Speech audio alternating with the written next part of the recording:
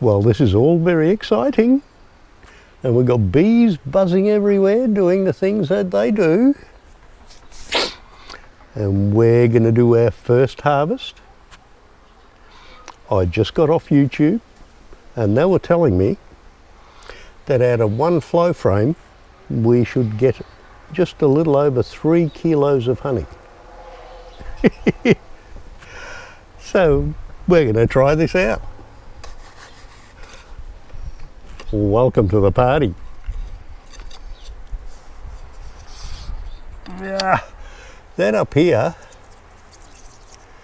is where you put the key in to open it up. Oh, since the other day they filled another one. Oh, that's warm. So what we're going to do,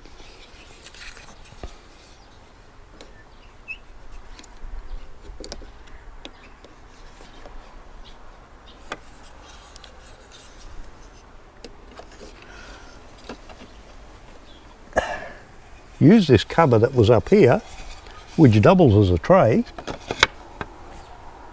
like that. The jars will sit under here.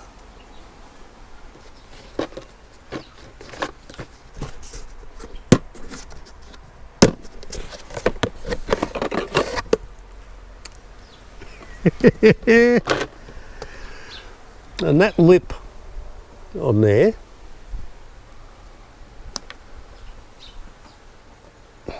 fits in that little slot, and I picked the wrong one, didn't I? Of course I did.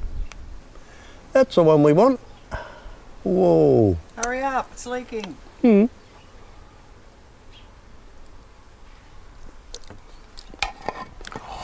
That's nice. You don't like honey. I know. I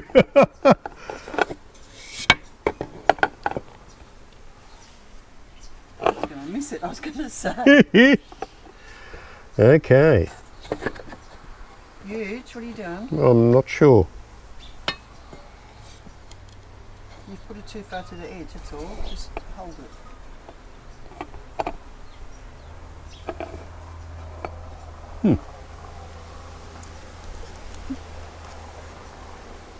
That's the one we want. That's a key to open it up with. You put it in a bottom hole. We'll only do it like halfway. We'll do it halfway at a time. Okay, they said it was going to be hard. There we go.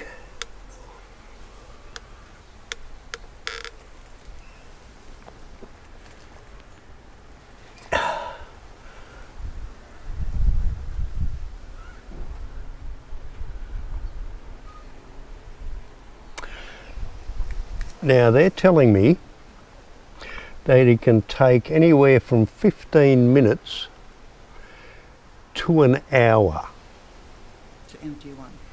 to empty one, depending on where the nectar came from, what flowers they came from, how warm it is, and so on. So there's a number of factors that come into it. You can see it here, how it's slowly emptying.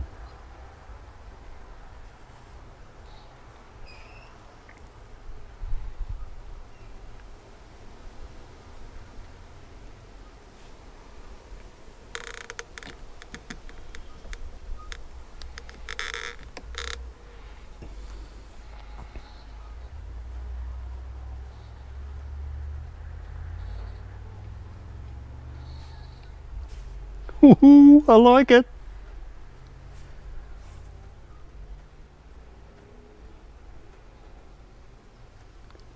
Can't have the camera girl missing out.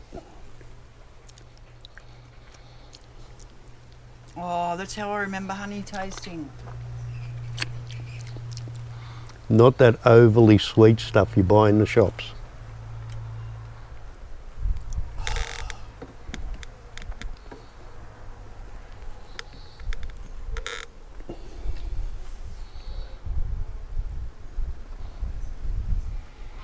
and you're not disturbing the bees. The bees are still on the outside of the caps and they don't even know that the honey's disappearing from under their feet. So how will they know that it's empty? Oh, they'll know. And then they'll remove the caps and they'll clean out each individual cell and reseal it and start putting the honey back into it again and then recapping it all over again. Wow. Gee, they're clever. They are, aren't they?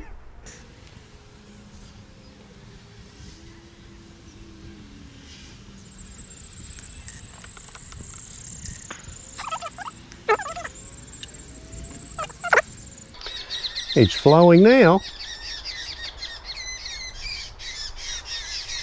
Liquid gold.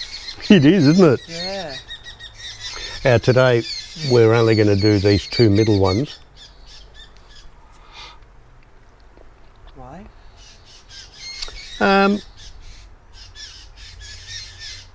Although it is summer here, isn't it? So, or just end of summer. It's only just autumn.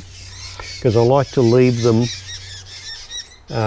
some honey in their reserve, just in case there's going to be a shortage of nectar or anything like that around the place. But they've still got honey in the bottom part, haven't they? They do, but this is their storage because the honey down there is feeding the brood. But then if there's a lean time around the place and they can't find nectar, they can't find honey, then they go up into their storage area to bring it down to feed the brood and to feed the queen and so on. Okay. So ideally, it's best to, my instincts tell me that it's best to leave them a couple in case there's a shortage, because otherwise if there is a shortage then you're going to have to hand feed them. That's looking pretty good. Whoa, that's got some weight in it. You don't realise how heavy that is. Our first honey harvest. I'm excited. I can't believe how good it tastes. Want some more? Yum. Going fast. It is, isn't it? Yeah, you can actually see it.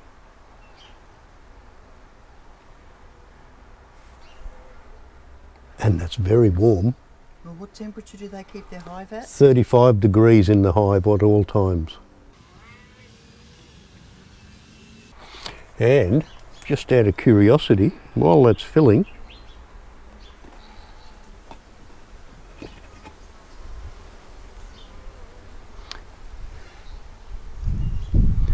can see that all the cells are full of honey. Some of them have already been capped, not all of them though. The reason they haven't been capped is because they lower the water. They actually reduce the amount of water in the honey, and it has to come down to like 2% or something like that. Okay, before they cap it. Before they cap it. Otherwise, it ferments and it becomes mead. Ah, okay.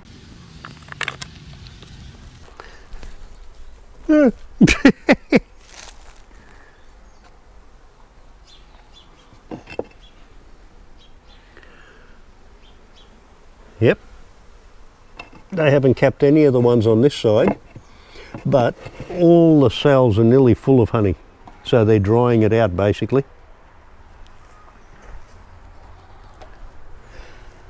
Now, how do you plan on changing over the jars? Just, That's a heavy jar to be doing one-handed. I'm tough. You're supposed to be agreeing with me, dear. That's the rules. That's pretty damn good.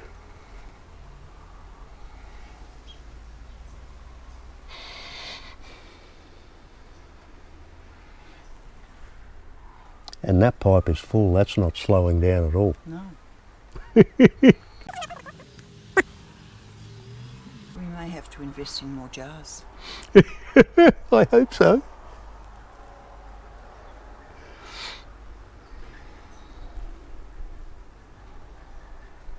I think we're going to be everyone's best friend. Between our eggs and our honey. Yes.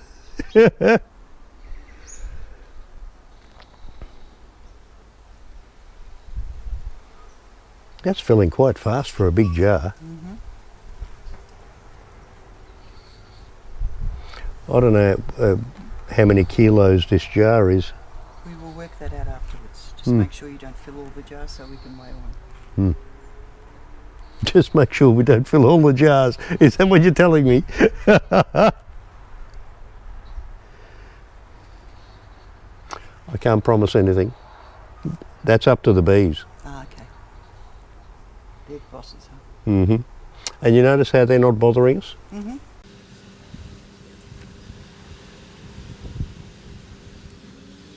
Isn't this just the best way to harvest honey without disturbing them? Yeah, I don't like upsetting them.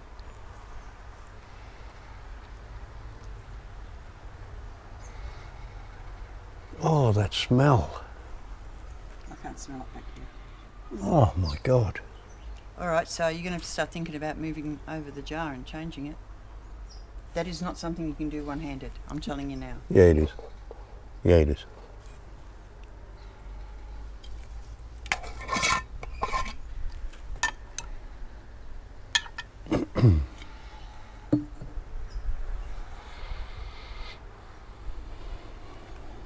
If you drop it, I'm divorcing you.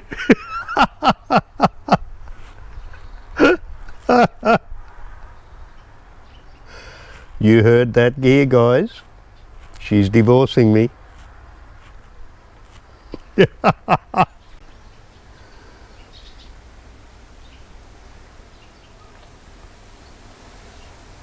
I'm glad we went with these jars instead of those other bigger ones. These are perfect size. And you can put this shelf up higher. I've made a second one, so if you want to put smaller jars like that.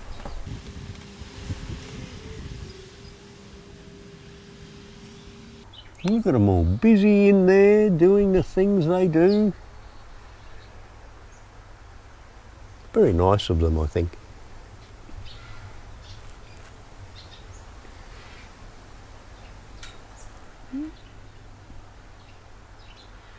That'll do. Like it full. That'll do.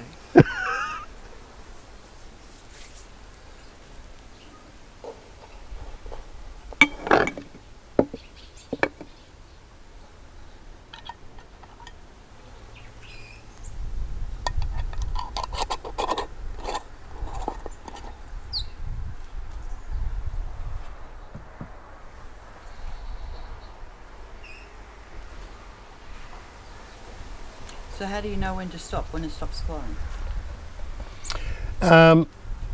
Yeah, when it stops flowing, but then you just put the cap back on, which means it'll sit down there in that bottom tube and they'll recycle it. The bees will pick it all up again, either send it down to the brood or take it up and fill one of the empty cells.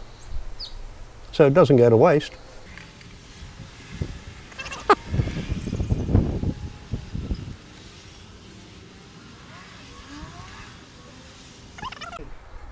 Yes. You go to the upper portion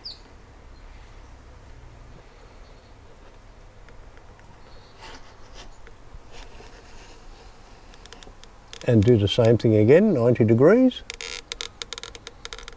and that resets it. So that part in the tube will finish pouring out. Yep. And the fail-safe on it is that if you forget to reset it, you can't even get this tube, the cap back in.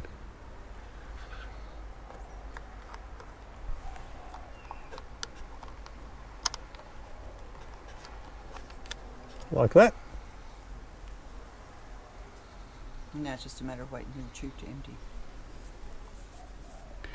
Well, just wait for the tube to empty out a little bit, but I can cheat on that just by pulling the tube out, putting the cap back in, and that means that whatever's left in there, it'll sit in the bottom, and that's, yep, and they'll get it and recycle it.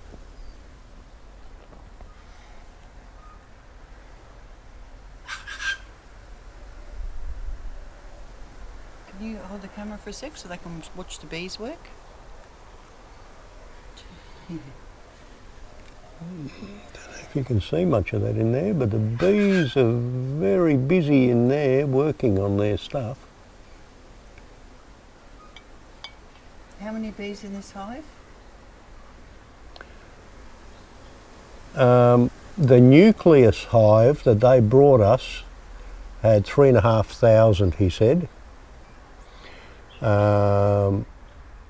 It's considerably more now because the hive has grown and they've had a chance to expand the hive. So I couldn't tell you how many, but would be a lot more than the 3,500 originally that came here, because they're constantly breeding down there in the brood. The queen continually lays its eggs. That's because they're continuously dying as well. Correct, yes. Because the worker bees have got a very short lifespan, whereas the queen lives for between 1 and 2 years. So not only does she have to lay eggs to replace the ones that die, but also to increase the colony.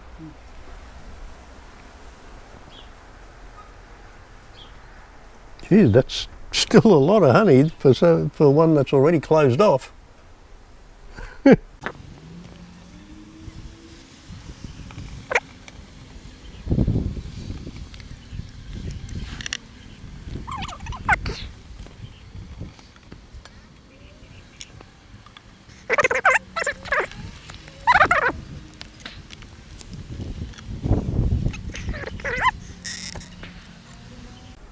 Oh, and straight away.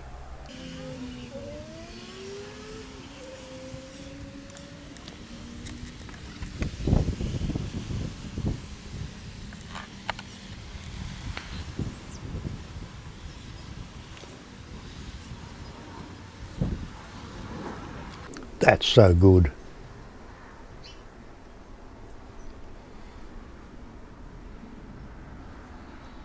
Very exciting.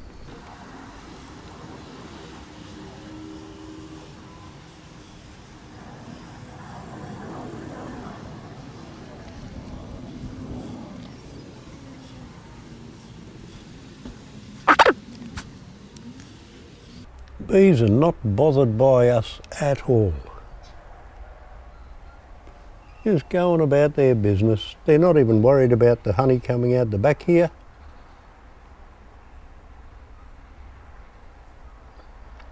And that's the reason why the whole hive is leaning backwards towards us at 3 degrees for that flow to be able to come to the back of the hive like this.